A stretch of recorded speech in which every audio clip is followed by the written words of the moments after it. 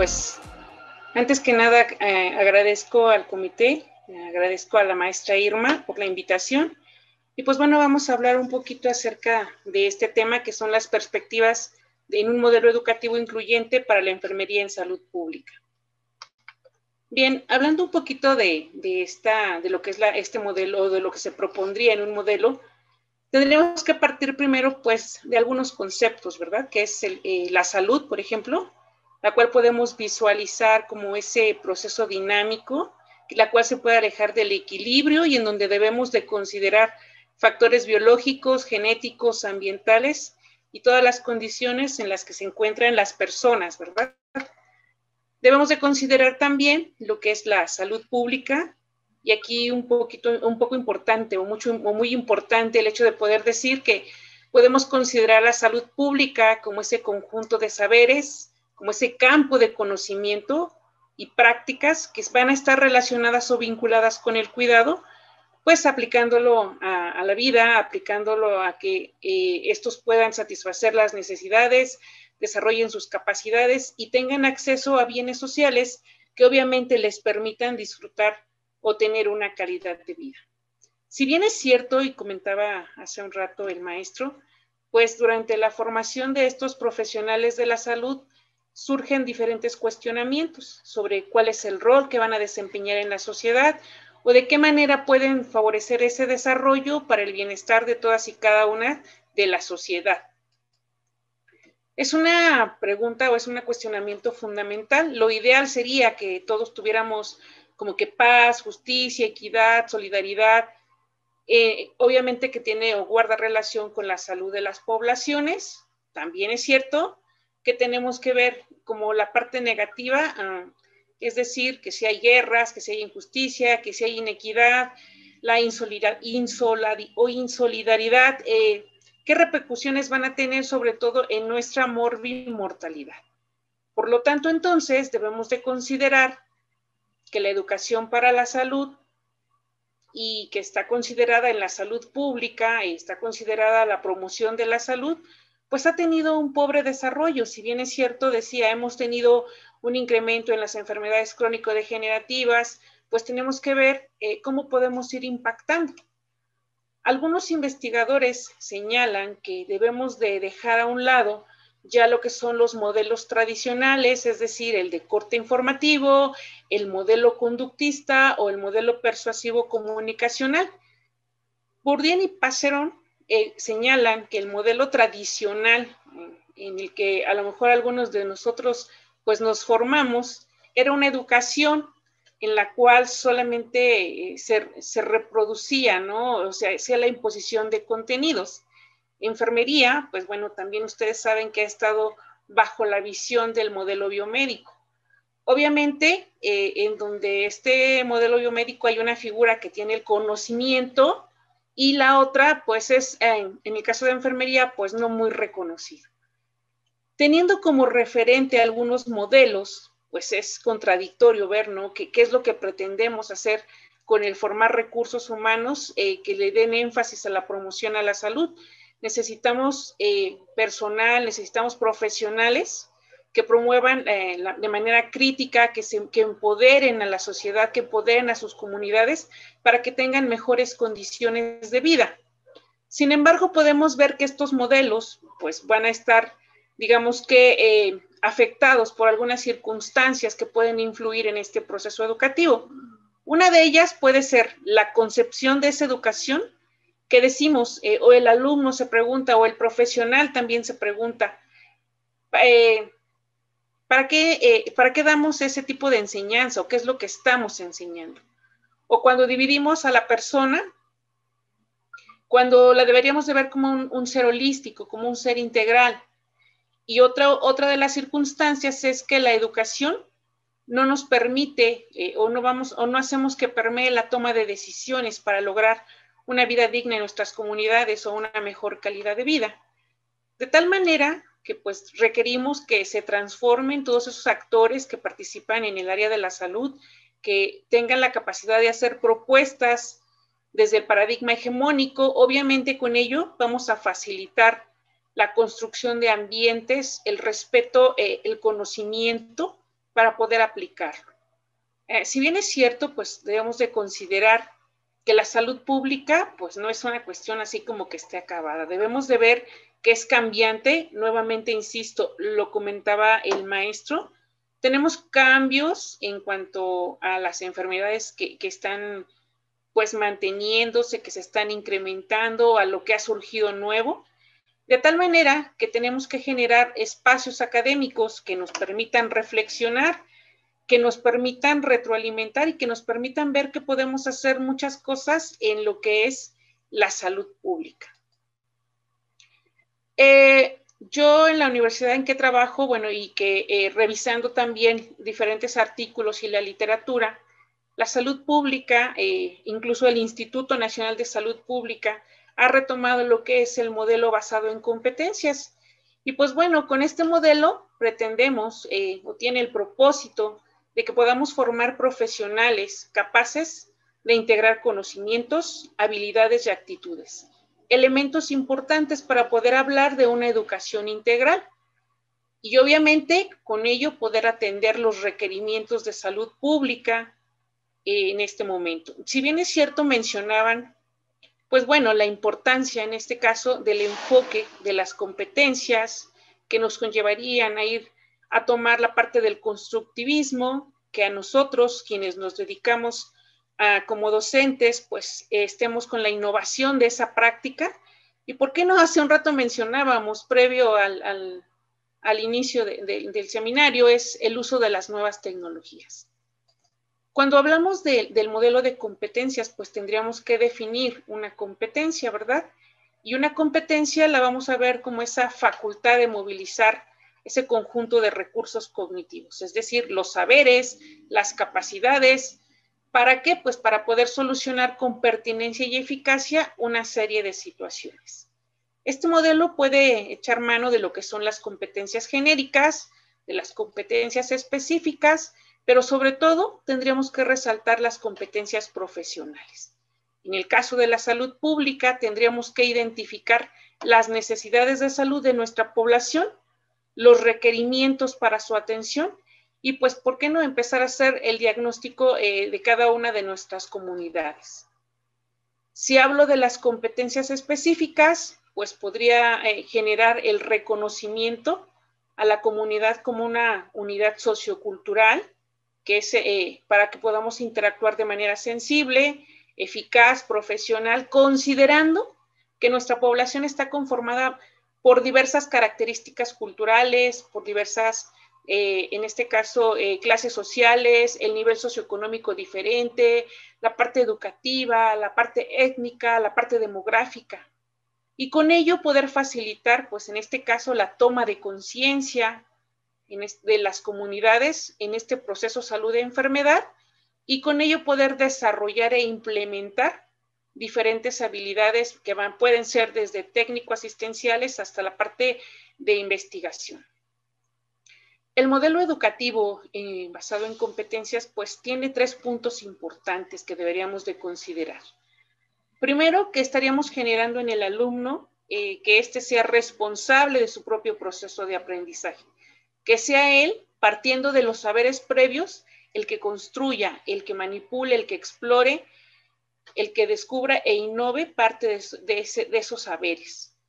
Que en el alumno, que en el futuro profesional de salud, pues estemos generando una actividad mental constructiva para que pueda aplicar o para que no solamente queden memorizados los contenidos, para que no solamente queden los saberes, sino pues para que pueda implementarlos, pueda diseñarlos y pueda participar y colaborar en diferentes momentos. La función aquí de los docentes pues es importante porque estaremos ayudando a engarzar esos procesos de construcción que estará dando el alumno a través de los saberes. Obviamente podremos retomar lo que sería parte de los postulados que establece la UNESCO, que son el aprender a aprender, aprender a ser, aprender a convivir, o bien también los podemos identificar como los pilares de la educación. Estos van a adquirir pues un significado importante porque estarán centrados en la enseñanza, estarán centrados en el aprendizaje.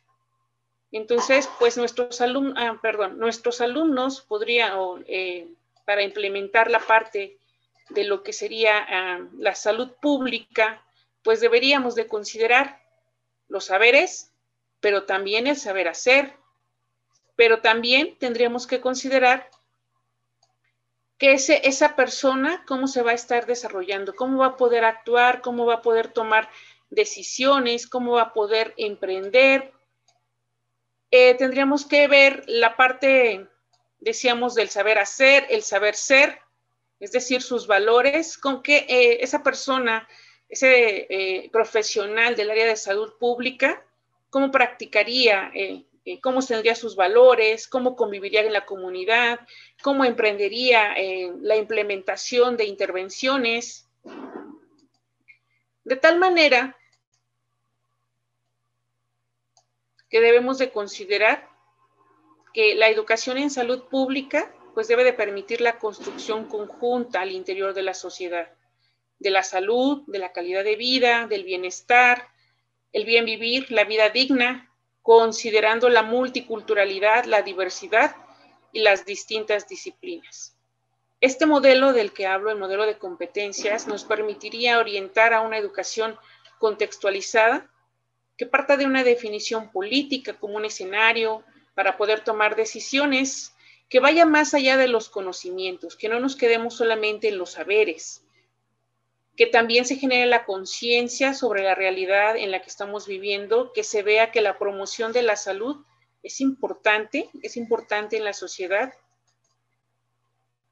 que consideremos la educación interdisciplinaria, que se permita que se confluyan estas disciplinas para que con sus diferentes métodos podamos incidir en los padecimientos, para que podamos hacer equipo y poder atender las necesidades de la sociedad. También sumar a la parte de la sociedad, que forme parte, que se vuelva responsable. La maestra Irma mencionaba un punto importante que podemos retomar, hablando del modelo de competencias, pero también podemos retomar parte de las teorías de enfermería, y una de ellas que podríamos retomar y que sería de gran importancia sería el modelo de promoción a la salud, para poder vincularlo y poder generar en ese profesional de salud pública pues el conocimiento, pero sobre todo las herramientas para poder intervenir en lo que es la sociedad. Maestro, por mi parte sería todo. Muy bien. Bueno, pues agradezco regresar a casa. Esta invitación es muy importante en este momento que estamos viviendo. Pues bien, en este sentido hablaremos desde la Universidad de la Salud de las perspectivas en un modelo educativo incluyente para la enfermería en salud pública. Me encantará este acompañamiento que vamos a tener el día de hoy en estos breves minutos, y agradezco por supuesto a nuestro querido presidente, el doctor Jesús Felipe González, a la licenciada Irma por la invitación. Bueno, pues vamos a hablar un poquito en este sentido: introducción, antecedentes, contexto actual, perspectivas y finalmente concluimos. Si bien es cierto que la constitución de capital humano estratégico requiere un conjunto de procesos y recursos indispensables para garantizar el cumplimiento de los propósitos formativos que se persiguen a través de una propuesta educativa innovadora, toda propuesta educativa innovadora debe ser acorde a la evolución de la sociedad. ¿Están de acuerdo conmigo que este proceso salud-enfermedad debe quedar como parte de esta innovación? La determinación social y determinantes sociales son aspectos muy importantes también, así como el sistema de salud. Esta propuesta innovadora debe responder a las exigencias de la formación de profesionales competentes para un constante cambio, para un mundo en transformación, con actores involucrados plenamente en el cambio, incluyendo, si es el caso, en el ámbito laboral. No nos vamos a circunscribir solamente a la escuela, también en el ámbito laboral. No solo se refiere tampoco a una construcción de un plan de estudios, que es esa concepción pasiva y acabada de lo que muchas veces hacemos en las escuelas, sino a la construcción y reconstrucción continua del proceso formativo. Esta concepción activa que involucra un proceso integral y cíclico y una revisión constante de toda esta acción. Pues bien, vamos a ver algunos antecedentes de nuestra formación en salud pública. Y así recordaremos quienes estamos aquí y hemos sido formadas en salud pública, que tenemos como nuestros antecedentes a la TICIT, la MATQUI-TICIT, como las consejeras educadoras en salud, que eran visitadoras y parteras. Eran los inicios en México de la salud pública. Gozaban de gran prestigio por el desempeño de sus actividades. Y era el personal o las personas que atendían y brindaban todo el cuidado durante el embarazo. Utilizaban la medicina tradicional, plantas medicinales. Así tenemos también, con la conquista, las órdenes religiosas. Ellas dieron el toque de sumisión y abnegación a la enfermería. Posteriormente, el doctor Eduardo Lisiaga considera la necesidad de formación de enfermeras con la apertura de una escuela formal en el Hospital General de México. Para capacitar a nuestras enfermeras mexicanas, pues vinieron enfermeras alemanas. Ellas le dan el toque de rigidez en nuestra formación. Y así pasamos a nuestra querida casa, para muchas de nosotras, la Escuela de Salud Pública. En enero de 1922, la fundación, se da por decreto presidencial la fundación de la Escuela de Salubridad en México. En 1925 se da el primer curso de enfermeras visitadoras. ¿Qué se requería de ellas? El fortalecer esta relación directa con las personas en las comunidades. En 1925, justamente, todavía tenemos las secuelas de enfermedades contagiosas, de enfermedades infectocontagiosas. Esta atención que además daban ellas era de particular interés para las mujeres embarazadas y a la atención materno-infantil, pues todavía había una gran cantidad de binomio madre-hijo en riesgo y de muertes. En 1941 se imparte de manera más formal el primer curso de enfermería sanitarista. Desde el momento de su fundación, se esperaba que la Escuela de Salubridad formara un ejército de sanitaristas para encabezar la situación de salud en el país, caracterizada por las enfermedades que ya mencioné, infectocontagiosas, relacionadas con las muertes materno-infantiles, la desnutrición, las enfermedades prevenibles por vacunación. Sin embargo, la cantidad de egresados era insuficiente y la demanda era mucho mayor. Tenemos a nuestra gran decana y representante de estas 40 generaciones de enfermería en salud pública, que lideró con gran gusto y con gran disciplina. En 1949, la escuela se concentró en la formación de enfermeras tituladas y se estableció formalmente el programa académico de enfermería sanitaria. A partir del 58 ya se otorgaba el título de enfermeras en salud pública.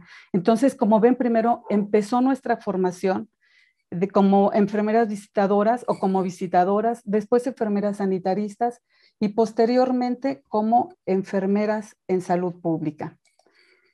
Sin embargo, ante el boom y el nacimiento y la conformación del sistema de salud en México, en 1943, el Instituto Mexicano del Seguro Social contó entre sus filas con un gran número de enfermeras y enfermeras parteras, aunque su crecimiento acelerado necesitó de sus propias escuelas de enfermería. En 1945, la Ley General de Profesiones inició la regulación del ejercicio profesional, incluyendo enfermería y partería, aunque ya se contaba con prestigio académico, era condición indispensable el título y de la cédula profesional para el desempeño laboral. Desde 1945 también ya se dan cursos de especialización a través de cursos posttécnicos, llamémosle así, en docencia, administración y salud pública. Las enfermeras especialistas en este tiempo fueron el eje de la práctica más avanzada en el sector salud. Desde entonces, como ustedes recordarán, la meta ha sido lograr el nivel de licenciatura para el 100% del personal de enfermería. Y bien, pues hablemos del contexto actual. Hagamos un recorrido por el mundo a través de estos eventos internacionales que nos han marcado a las enfermeras y en sí a todos los salubristas. Bajo la influencia de los debates sobre los factores que determinan el desarrollo de la salud en la sociedad, como ya lo vimos muy brevemente antes, y reconociendo las grandes y crecientes desigualdades e injusticias sociales en las condiciones de vida, así como la pobreza, el abandono, los sectores mayoritarios de la población enriqueciéndose cada día más, se empezó a trabajar en 1972 en una reunión de ministros en las Américas, ese resurgimiento de la salud pública para la atención de primer contacto, porque efectivamente, como mencionaba, con el nacimiento del Instituto Mexicano del Seguro Social, se abonó a la construcción de grandes hospitales y el tema de la salud pública, de la atención a la población, fue quedando un tanto rezagado.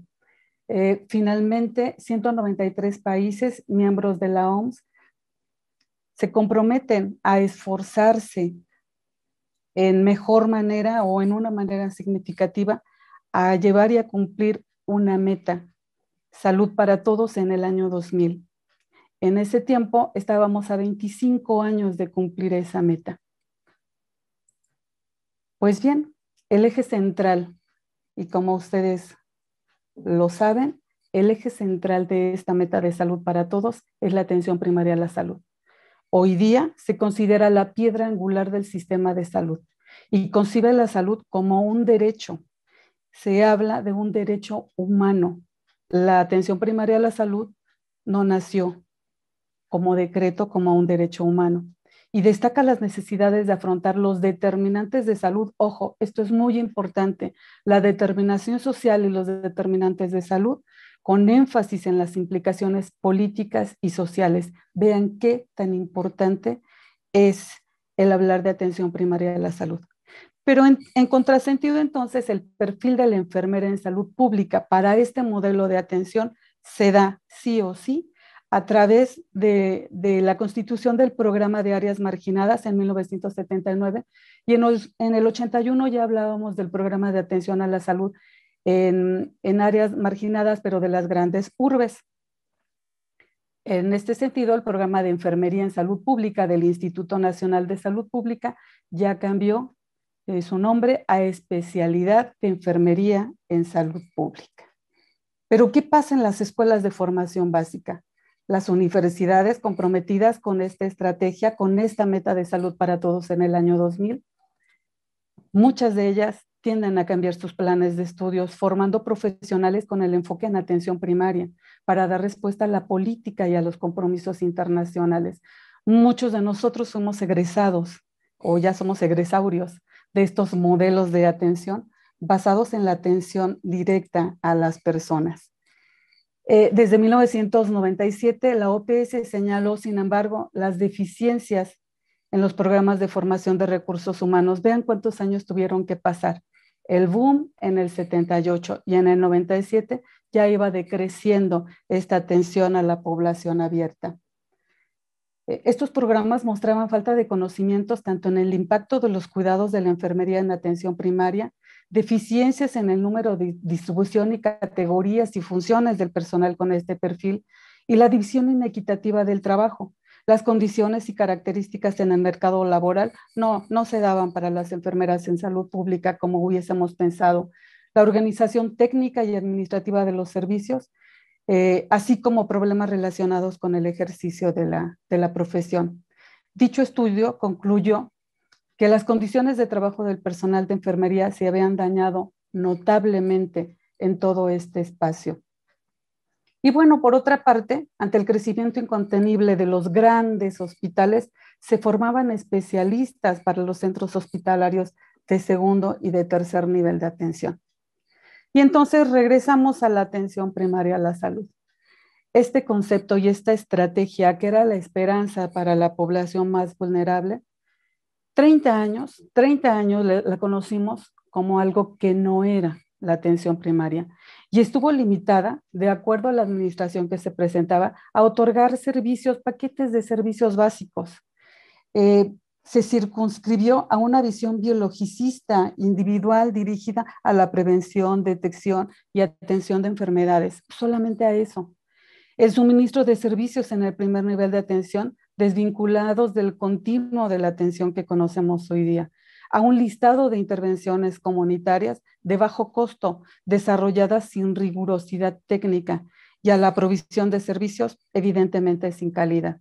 Y entonces, en este recorrido de la atención primaria a la salud, desde la emisión de esta política internacional Salud para Todos, ha venido fortaleciéndose, y yo de verdad deseo de todo corazón que no solamente en el papel, ahora en el 2021 vemos más luz. La atención primaria renovada, que es donde les muestro el esquema con todos los atributos del modelo de atención. Hubo otras reformas basadas en APS, en los Objetivos de Desarrollo Sostenible, la Agenda 2030, también ya hablan de la salud universal como parte de la atención primaria a la salud. Y bueno, un poquito más adelante hablaremos de Astana, Kazajistán, qué pasó ahí. Sin embargo, bueno, también hay que reconocer, observemos, que la política pública en México era letra muerta, ¿no? La reforma al sector salud que se dio del 94 al 2000 enfatizaba sus escenarios y los objetivos centrales en la promoción de la salud, en los programas de prevención y control. Vean, échenle un ojito a este listado que decíamos, yo decía, sí, vamos a voltear nuevamente a la salud pública o a la atención primaria. Del 2007 al 2012, de plano se llamó Estrategia de Prevención y Promoción de la Salud. Igual, si ustedes comparan los compromisos, mejorar las condiciones de salud de la población, reducir desigualdades, etcétera.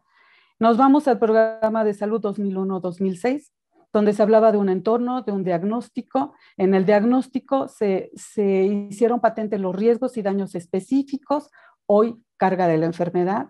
Se hablaba del ciclo de vida y los retos eran equidad, calidad y protección financiera. El reciente pasado programa sectorial de salud hablaba también de consolidar las acciones de protección, promoción y prevención de enfermedades. ¿Y qué cambios hubo en la formación de recursos humanos? ¿Qué cambios hubo en la formación del talento humano? Si toda nuestra política de salud lo tenía en los programas sectoriales, pero no lo vimos cristalizado en los programas sectoriales. Pues bien, además de los retos que enfrenta México, continúa este aumento exponencial de las inequidades, ¿no? Han pasado más de 40 años y seguimos hablando de inequidades. Al menos la mitad de la población, no solamente de México, en el mundo, carecen de acceso a los servicios sanitarios básicos. Hay una precaria atención de enfermedades transmisibles y no transmisibles, y sigue el problema de la salud materno-infantil. Hoy día, peor aún, la salud mental, la salud reproductiva, la salud sexual y reproductiva. Por supuesto, la concentración de la riqueza sigue beneficiando solamente a unos cuantos. Y entonces, ¿cuáles son los retos para la salud pública? Pues créanme que no han cambiado mucho. Seguimos hablando de enfermedades transmisibles, ¿no? Enfermedades prevenibles por vacunación y todas las que ven ustedes en este listado. La tuberculosis, que pensábamos que ya era una enfermedad controlada, y no. Cada uno de estos padecimientos tiene su historia en la salud de la población. De las enfermedades no transmisibles, bueno, se han hecho patente con la pandemia, ¿no? Sobrepeso, obesidad, cáncer, las enfermedades cardiovasculares, con esta vida sedentaria obligada, esto se ha incrementado. Y los retos adicionales, la mortalidad materna y el embarazo en los adolescentes, aún más con la pandemia que nos ha venido azotando desde hace más de año y medio. Pues bien, y entonces hablemos de la enfermería en salud pública. ¿Qué ha pasado con la enfermería en salud pública en todo este contexto? Hay un estudio muy importante, bueno, varios estudios a través del tiempo, a través del crecimiento de la atención primaria, que nos habla de los hitos en recursos humanos para la salud universal. Y vean, se dio desde la primera renovación de la atención primaria en el 2005 y en cada una de las reuniones, de las metas regionales, de las agendas, se habla de la formación y fortalecimiento de los recursos humanos en atención primaria a la salud o en salud pública, ¿no? No me voy a detener a leer nada de esto. Con gusto comparto esta presentación porque es muy importante. Imagínense si leyésemos cada uno de estos documentos de manera muy completa, qué investigación tan rica y desde cuándo nos estamos perdiendo en la formación de recursos humanos. Bien, me va quedando poco tiempo. Pero ¿qué pasa con los profesionales de la salud en México? Pues aquí un resumen de un documento que la Secretaría de Salud promovió en el 2018, en donde se reporta que en ese año existía un médico de atención primaria por cada 1,000 habitantes, pero aún enfermeras. La cantidad de enfermeras presentan una problemática mayor. Existen 2.6 enfermeras por 1,000 habitantes y el referente de la OCDE, organización a la que pertenece México, es de 9.1 por cada 1,000 habitantes. Evidente la falta de recursos humanos. Y miren, aquí sí quiero que nos detengamos muy brevemente porque esta es una propuesta muy importante que se hace en el 2017 para la formación de recursos humanos en atención primaria a la salud. Habla de los profesionales de la salud capacitados según las necesidades de las comunidades. Es muy interesante. Ustedes lo pueden encontrar así si lo quieren leer con mayor detenimiento, pero se habla de la educación como un compromiso social. Volvemos a hablar del involucramiento de la comunidad, de los acuerdos intersectoriales de alto nivel entre los sectores de educación y de la salud para hacer real y visible esta formación, que no se quede solamente en una formación académica. Habla de los profesionales de la salud, que debe planificarse, de la formación de estos profesionales en relación a las necesidades presentes y futuras. Hay que ser congruentes con lo que estamos viviendo. De igual manera, habla de los equipos interprofesionales para la atención de todas las personas y en todos los lugares, en las zonas remotas, los equipos que no sean médicos, enfermeras, ya lo decía mi antecesora, todos los equipos deben estar formados por un gran número de integrantes de otras disciplinas. Tenemos que fortalecer el empleo dirigido a las enfermeras en salud pública, en atención primaria y por supuesto incorporar la perspectiva de género. Las políticas no se quedan atrás. Debe haber una rectoría de políticas intersectoriales y aquí lo vemos. Bueno, no puedo revisar este documento porque voy justamente a estas recomendaciones internacionales que se han hecho con antelación sobre la ampliación del rol de las enfermeras y enfermeros en la atención primaria a la salud, donde se destaca el fortalecimiento del primer nivel de atención. El nuevo compromiso mundial con la atención primaria a la salud se da en esta conferencia a 40 años de Alma Ata de Salud para Todos en el año 2000. La declaración en Astana, Kazajistán, el 25 de octubre del 2018, traza el camino para seguir y para alcanzar la cobertura universal.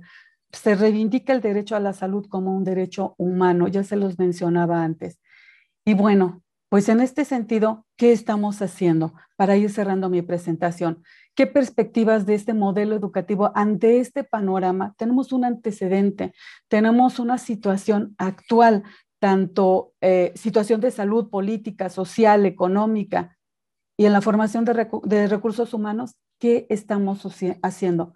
Pues yo les presento desde mi trinchera hoy día la Universidad de la Salud, que tiene el propósito de formar profesionistas en salud competentes y con la capacidad de aplicar y generar conocimientos para la prevención y solución de problemas de salud, con pensamiento crítico, sentido ético y evidencia científica, de tal forma que contribuyan a preservar o restaurar la salud de las personas, de la familia y de la comunidad, con base siempre en el conocimiento científico, humanístico y tecnológico. Está alineada con el Plan Nacional de Desarrollo y estamos trabajando en conjunto con el Programa Sectorial de Salud, que habla de garantizar el derecho a la educación desde las niñas, niños, jóvenes, adolescentes y adultos. El Programa Sectorial de Salud nos alineamos en el objetivo 3, donde habla de la capacidad y calidad del Sistema Nacional de Salud en cuanto a suficiencia, capacitación y profesionalización del personal.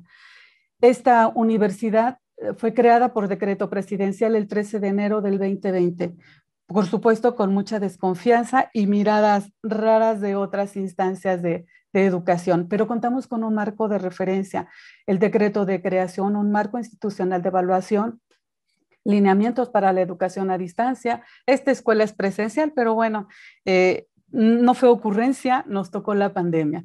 Contamos con un programa anual de trabajo y un programa de trabajo 21-24 y otras amenidades. Les robo 3 minutos más, perdón. Y entonces así tenemos el diseño del modelo educativo innovador de los planes de estudios para la licenciatura en enfermería familiar y comunitaria. Contamos con 2 tomos de ellos, uno donde se dan todos los antecedentes de la elaboración, construcción, razones, justificación, y en el segundo tomo están los módulos operativos. Los factores esenciales es la formación de profesores, por supuesto, y esto nos queda muy claro.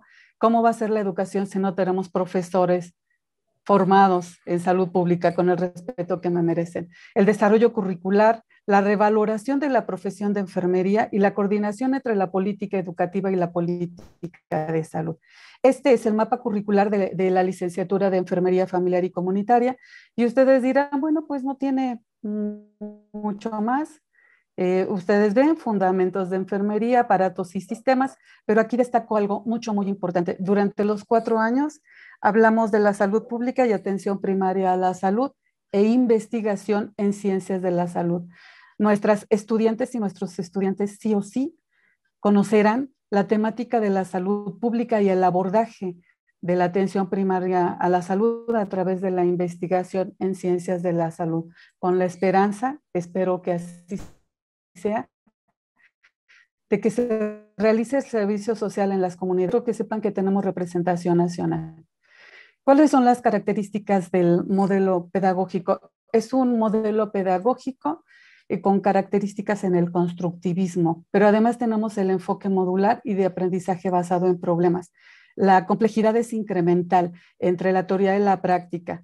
Tenemos el sistema tutorial, donde todos los grupos tienen un tutor, pero también vamos a fortalecer la tutoría entre pares. La educación centrada en contextos reales, así manejamos la atención basada en problemas.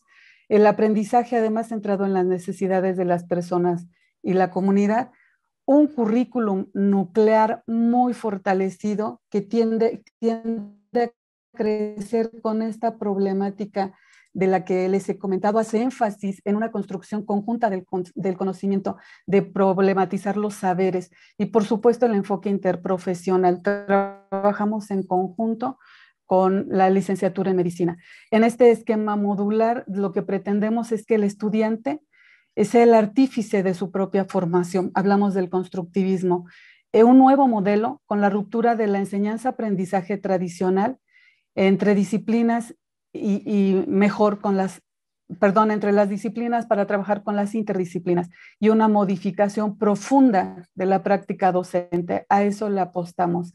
Estas funciones son enseñanza tutorial, trabajan en el diseño instruccional, ahora que estamos a distancia mayormente, un marco institucional de evaluación y la realimentación del desempeño académico. Para cerrar, mirando al futuro, tenemos un nuevo reto. La formación de enfermería en la Universidad de la Salud es un compromiso real de proveer profesionistas que nuestro país necesita para ampliar la cobertura de servicios de salud. Tenemos la obligación y el compromiso social de formar profesionales con perfil de competencias acorde a los requisitos establecidos en nuestro país, más allá de los órganos de certificación, con una clara vocación por la salud pública y el compromiso por la profesionalización de los servicios de enfermería. Por supuesto, los elementos centrales no cambian: el cuidado de enfermería, la persona, el cuidado como objeto de estudio y todo lo que nosotras sabemos tradicionalmente de nuestra profesión. Hablar de los determinantes sociales es fundamental porque hablamos de las condiciones en que las personas nacen, crecen, mueren, y por supuesto se incluye el sistema de salud. Y solamente quiero fortalecer este esquema que en el futuro espero compartirlo con ustedes. Es de la doctora Claudia María Mesa Mora, responsable de educación de los servicios de salud pública. Nada más vean ustedes lo que nosotros vemos, que son las enfermedades, las muertes y de repente vemos los factores de riesgo en las personas, la alimentación rica en azúcares, harinas, sobrepeso, pero muy pocas veces vemos los determinantes estructurales, la desigualdad en salud. Ellos saben y ellos tienen los recursos necesarios para cambiar su alimentación. ¿Cuáles son los retos? Los retos son, estoy terminando, gracias, la innovación educativa. ¿Qué queremos que sea el centro educativo a nivel de enseñanza? ¿Cómo queremos que el estudiantado aprenda? ¿Qué estrategias, recursos y métodos utilizaremos para organizarnos? Si ya de por sí el sistema educativo tiene muchísimos retos en la gestión y administración escolar, los docentes y los mismos estudiantes con su ritmo de aprendizaje a distancia y quienes viven todavía en pobreza y marginación en las comunidades de su país. En el área docente necesitamos fortalecer mucho. El nuevo modelo educativo debe ser considerado estos elementos, el trato y el derecho humano, el compromiso moral, insisto, la determinación y los determinantes sociales. Y bueno, reforzar la enfermería en salud pública es un reto ineludible. Este año el CIE habla de los guardianes de la salud pública, las enfermeras que han sido una pieza clave en el liderazgo y que no se había demostrado más que las enfermeras que trabajaban en los hospitales. ¿Cuáles son las oportunidades? Deben ser reconocidas como parte de la solución. El retorno de la inversión es fundamental. Y concluyo, uno de los problemas internos de la profesión es la separación significativa entre la formación académica y la práctica laboral, creando dos mundos en enfermería. No están acorde los planes de estudios entre lo que enseñamos en la parte académica y en lo que nuestros estudiantes y nuestros estudiantes ven en la parte asistencial. Pero tenemos la oportunidad del trabajo conjunto a través de las redes de enfermería. Es una gran oportunidad en la que se pone a prueba cada día los principios y discernimientos éticos de nuestra profesión. El resignificado del liderazgo y la fuerza laboral competente, suficiente, capacitada y motivada es la que nos va a dar nuevamente la luz a la enfermería en salud pública, la luz a la enfermería en atención primaria. No me quiero ir sin recordar unas palabras de alguien a quien queremos mucho en esta sociedad, en la sección de enfermería, y ella decía, la salud pública es un tatuaje que uno lleva por el resto de su vida. Gracias a mi querida sociedad y gracias a mi querida maestra, Miraldelli Morales Trinidad. A ustedes gracias por su atención. Muy bien, pues muy buenas tardes a todos los asistentes a este evento el día de hoy, en donde estamos llevando a cabo una charla tipo panel sobre las perspectivas en un modelo educativo incluyente para la enfermería en salud pública. Les platico así brevemente un poco de antecedentes de la inclusión en la educación de manera general. San José de Calasanz, un pedagogo que vivía en Roma, en Italia, fue el precursor de la inclusión en la educación. ¿En qué momento fue? Pues cuando funda la primera escuela pública gratuita en el año de 1597. Obviamente dejó un gran legado, ¿no? Este pedagogo se dio cuenta de que se debe de atender eficazmente a todas las personas, enfocadas también en sus necesidades especiales, porque todos somos diferentes, con condiciones adecuadas para ello, creando todos los cimientos de las futuras escuelas que se desarrollaron durante la segunda mitad del siglo XIX. En esa época, los modelos educativos que sobresalían empezaron a ser influidos por la psicología. La psicología tomó un auge importante en esa época, involucrándose en las necesidades educativas en los diferentes programas, ¿no? Desde la educación básica a la profesional. Más sobre antecedentes. A través del tiempo hasta la fecha, poco a poco se fueron generando muchas corrientes educativas, cambios de cosmovisiones, de paradigmas, tomando en cuenta la integración de los estudiantes con diferentes necesidades. Estas características inclusivas en los planes de estudio o en los modelos educativos no son únicamente para los individuos con discapacidad. ¿De qué les estoy hablando? Estamos también considerando, por ejemplo, diferencias raciales. Todos somos o latinos, morenos, personas de color, anglosajones, y todos somos seres humanos, ¿no? Entonces todos debemos de ser incluidos. Diferencias étnicas. Nuestro país es rico en las diferencias étnicas, diferentes orígenes que tenemos desde el sur hasta el norte de nuestro país. Diferencias religiosas también, respetando obviamente la importancia de tomar en cuenta las creencias y los valores del individuo, que de repente es el ancla, ¿no? En donde el ser humano se aferra para conservar la salud, para conservar la vida en un momento de problemática de salud, por decir un cáncer, ¿no? Las diferencias de género, en donde hoy en día toda la comunidad LGBT y otras iniciales debemos de considerar los géneros, ya no nomás es femenino y masculino, debemos de incluir a todas las demás personas en la diversidad. Otra cosa que debemos de sumar también es la ampliación de la cobertura de la educación. Debemos de tener acceso a todos los servicios educativos. Es por ello que en la formación de los profesionistas de la salud pública debemos considerar todas estas vertientes, debemos incluirlas dentro de los programas de estudio y de los modelos educativos, identificando obviamente los determinantes que van a caracterizar a nuestra población para otorgar un mejor cuidado, una mejor educación para la salud, para brindar todos los servicios que nosotros otorgamos a través de nuestro ejercicio profesional en nuestra salud pública. ¿Pero qué es inclusión? Estamos hablando, pues, de modelos educativos incluyentes. ¿Qué significa incluir o inclusión? La Real Academia de la Lengua nos dice que inclusión significa poner algo dentro de otra cosa. En este caso somos individuos, estamos hablando de las personas. Entonces debemos de incluir a todos en un todo, ¿no? Todos debemos de estar ahí. A eso se refiere esta definición. También tenemos el término integrar, que también se utiliza mucho. Es más utilizado y mejor utilizado inclusión, pero también vamos a ver en las literaturas el término integrar, que se refiere a hacer que alguien o algo pase a formar parte de un todo. Si se fijan, es similar. A final de cuentas, el término incluyente o ser inclusivo es considerar a todos, no dejar a nadie fuera en esta educación en la salud pública, considerando todas las determinantes, todas las características que ya les mencioné y más, ¿no?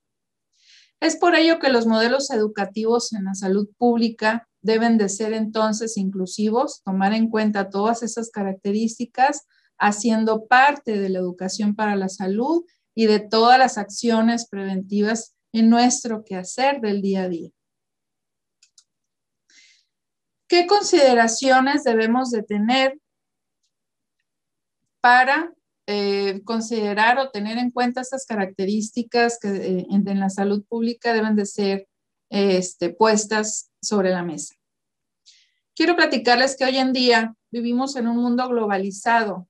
No vivimos o aprendemos solamente para cuidar al otro o para prevenir la salud, prevenir la enfermedad del otro en mi localidad. Tenemos que abrir la mente y decir, estamos en un mundo globalizado. Tenemos que educar a los futuros salubristas o los futuros enfermeros o enfermeros en salud pública para el mundo, no nomás para nuestra localidad o nuestro estado o nuestro país.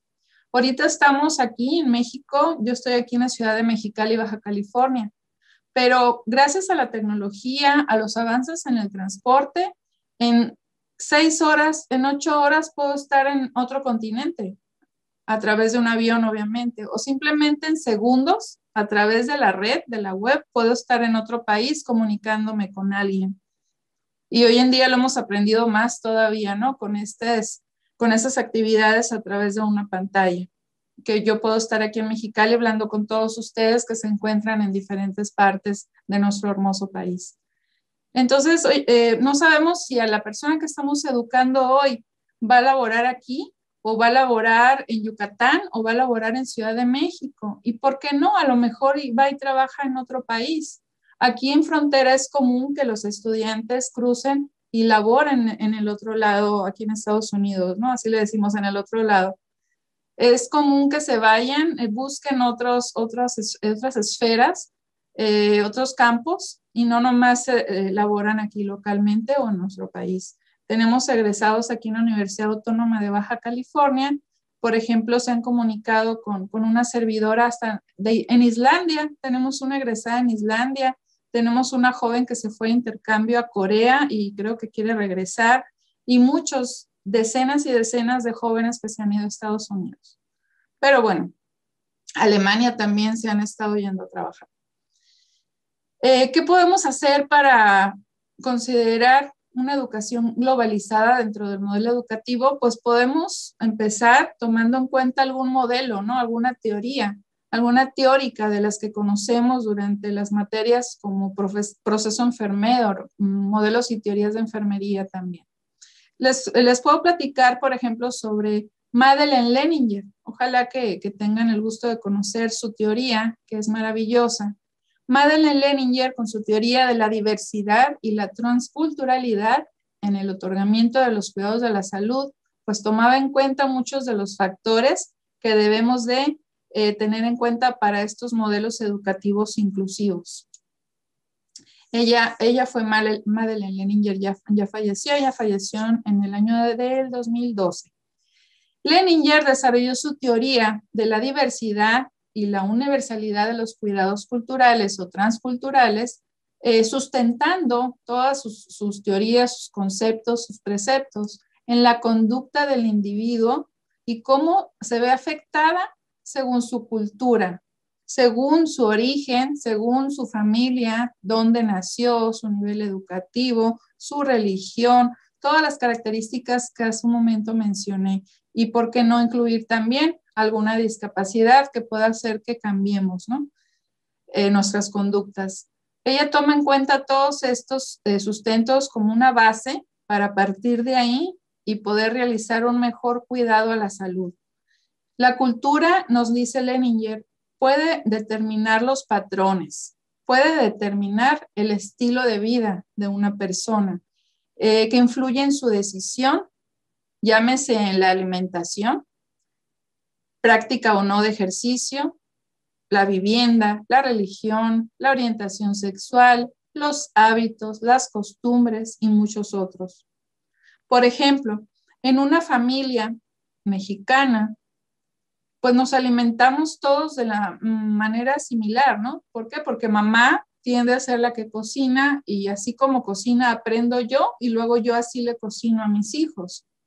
Si en una familia, si no hay tortillas, no empiezan a comer, pues yo también me acostumbro y si no tengo tortillas no empiezo a comer, o mi refresco, ¿no? Entonces esas cosas se van adquiriendo, se van haciendo propias de cada cultura, así como tacos y como tamales y como tostadas, si cocino con mucha grasa, con poca, si como mucho pan, mucho azúcar, lo voy adquiriendo y me voy a enfermar de lo mismo que se enfermaron mis padres, además de la genética y otros factores.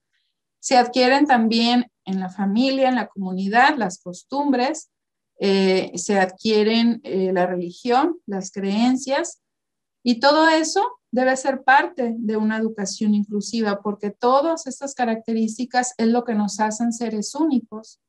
Y por ello debemos de comprender que todos somos diferentes y aprender a tratar al otro y a cuidarlo. Este esquema es básicamente el que realizó Leninger para explicar mejor su teoría. Le llamaba a ella el modelo del sol naciente por la forma que tiene de un sol naciendo del horizonte, donde ella colocó todos los factores alrededor de este semicírculo que ella toma en cuenta para poder brindar una mejor atención al individuo, porque todo le influye, todas esas características influyen. ¿Cuáles son esos factores? Pues tienen mucho que ver con incluir a todos, ¿no? Factores tecnológicos, que mis dos panelistas que me antecedieron lo mencionaban, ¿no? Que la pandemia nos llevó a utilizar más estas tecnologías y el individuo de manera general el usuario de un servicio de salud pública, de un centro de salud, por mencionar algo, pues también ya trae estos factores tecnológicos. A lo mejor ya consultó al doctor Google, ¿verdad? Entonces él ya viene con cierto, ya sea malo o buen conocimiento previo, y a veces nosotros tenemos que esforzarnos más por cambiar ideas y creencias que vienen ya mal de origen, ¿no? Porque las leyó por ahí en una fuente que no era confiable, y así se va haciendo una mala promoción de información no fidedigna obtenida a través de redes. O sea, eso puede ser un arma de dos filos, ¿no? Pero bueno, es un factor que influye en el individuo y también puede influir en nuestros futuros educadores de la salud pública y egresados. Factores religiosos y filosóficos, también considerados dentro de una cultura, ¿no? Ya sea la nuestra o algunos otros ejemplos que les puedo dar. Leninger menciona en sus escritos, en lo que ella publicó, algunos ejemplos o anécdotas, ¿no? Que pudieran servir para interpretar mejor un poco por qué debemos de considerar a veces la cultura, la religión y otras cuestiones dentro de nuestro trato, de nuestro quehacer diario en la profesión, sobre todo hoy en día que estamos hablando en la salud pública. Les voy a platicar así brevemente algo que ella escribió. Por ahí lo leí en Marriner, en el libro de modelos y teorías de enfermería, así muy resumido, ¿no? Poniéndoles el ejemplo, suponiendo que uno de nuestros egresados se va a laborar a otro país, por ejemplo, Estados Unidos, donde es multicultural, y podrá ser que un día te toque atender a una persona que nació ahí en Estados Unidos, y otro día te va a tocar atender a una persona que nació en Europa o que nació en el Medio Oriente. Tenemos que llega una pareja, ¿no? a recibir atención para el parto de la mujer, en donde pues lo recibe un enfermero, y el señor, el padre, el que va a ser padre, le dice, ¿sabe qué? No queremos que mi esposa, yo no quiero que mi esposa sea atendida por un enfermero varón o por un médico varón.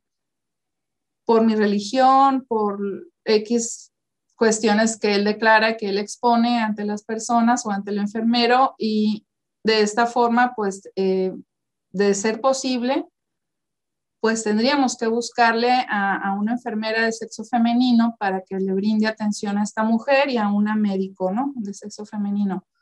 Digamos, bueno, ¿por qué vamos a atender estas cuestiones? Si estoy corta de personal pero vamos pensando un poco, ¿qué pasaría si no le doy esa atención y no le doy una persona de sexo femenino para ser atendida su salud?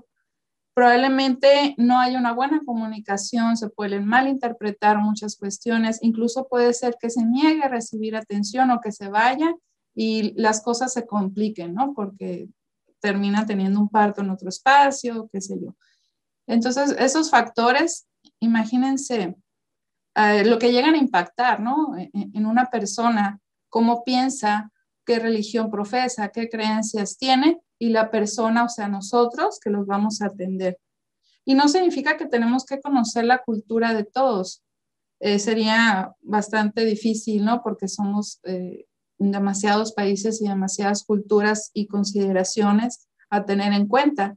Pero sí, las mayorías, ¿no? Las cuestiones mayoritarias en este mundo que vivimos hoy en día.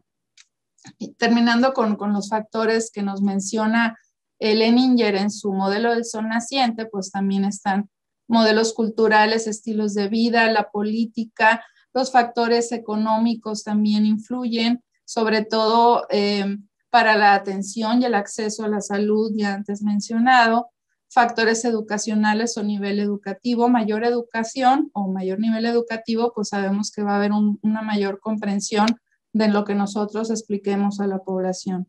A menor nivel educativo nos tenemos que bajar a ese nivel para hablarles de una forma más sencilla y pedir, acuérdense siempre pedir una retroalimentación para nosotros quedarnos tranquilos de que sí se alcanzó la comprensión de lo que yo le quise explicar, lo que yo le eduqué, lo que yo le expliqué. Entonces, así en grandes rasgos, Leninger Madeleine Leninger nos plantea un modelo, una teoría para la aplicación del proceso enfermero que pudiéramos nosotros involucrar o incluir en un modelo educativo y no nomás plantear los temas que vamos a tener en cuenta en el plan de estudios, sumado a que debe ser un plan flexible, un plan centrado en el estudiante, con modelo constructivismo, con responsabilidad social, un servicio social comunitario, un servicio social profesional, incluir todo lo académico también como las tutorías y otras consideraciones que engloban un modelo educativo completo. ¿Qué características entonces vamos a tomar para incluir en un modelo educativo incluyente? Se oye medio redundante, ¿no? Vamos a tener que tomar en cuenta que somos diferentes razas y que todos somos iguales y a todos los vamos a tratar por igual, no importando nuestro origen. De que somos de origen indígena en nuestro país, creo que tenemos muy claro que somos de mucho valor, que son de mucho valor la población indígena, que quedan poca gente, ¿no? de este origen y que los vamos a incluir en nuestra atención. Población rural o población urbana, el género y las orientaciones sexuales, el lugar de nacimiento y residencia, factores sociales que mencionábamos, factores económicos, inclusive los políticos. Tenemos también factores sociales, los valores y las costumbres, el tipo de familia a la que nos estamos dirigiendo y obviamente las discapacidades, la falta de oído, la falta de vista, discapacidades motrices, todo eso se va a tener que incluir, se tiene que considerar tanto para el estudiante al que vamos a atender como para formar al estudiante en atención al otro. Principios básicos que tenemos que tomar en cuenta en la enseñanza y aplicación de la salud pública. Principio de la no discriminación en función de las condiciones de cada sujeto o individuo, de cada familia, de cada comunidad. No discriminación. El otro es proveer a todos de las mejores condiciones y oportunidades. ¿A qué me refiero? Recurso humano, el mejor recurso físico, recurso material completo y todo esto con la mejor calidad. El tercer principio a considerar es involucrar a todos en las mismas actividades, siempre y cuando pues, sean apropiadas según las características y edad. Estos son los tres principios que se señalan todo el tiempo en las diferentes bibliografías consultadas que ya conocemos. No discriminar, proveer a todos de lo mismo y de las mejores condiciones e involucrar a todos en las actividades. Esto es un hecho, esto es muy claro y esto lo debemos hacer. Ya cerrando un poco el tema del día de hoy, les quiero pues, comentar que la revisión de un modelo educativo con características incluyentes necesita cambios. Tenemos que hacer cambios en los modelos actuales. A lo mejor no van a ser grandes cambios porque están bien construidos, pero van a ser cambios metodológicos, curriculares, así como de actitudes y compromisos que van a permitir la enseñanza-aprendizaje con los retos de hoy en día. Este tipo de educación incluyente e integrativa debe generarse bajo las mismas oportunidades para todos. Y algo que leí por ahí que quise dejar literal así entrecomillado, la inclusión no es algo propio de un sistema educativo. Es más bien la visión de una sociedad incluyente que aprecia ese valor y en la que cada miembro de ella tiene su lugar. Así deberemos de pensar todos. Todos tenemos nuestro lugar, cada miembro de esta sociedad, cada estudiante, cada enfermero, cada persona a la que nos vamos a dedicar nuestro conocimiento, nuestro cuidado diario, nuestro quehacer. Y no nada más es propio de un sistema educativo, sino de la vida misma, ¿no? Y de nuestro quehacer diario, nuestro trato diario hacia los demás. Y con eso culmino mi presentación el día de hoy. Muchísimas gracias.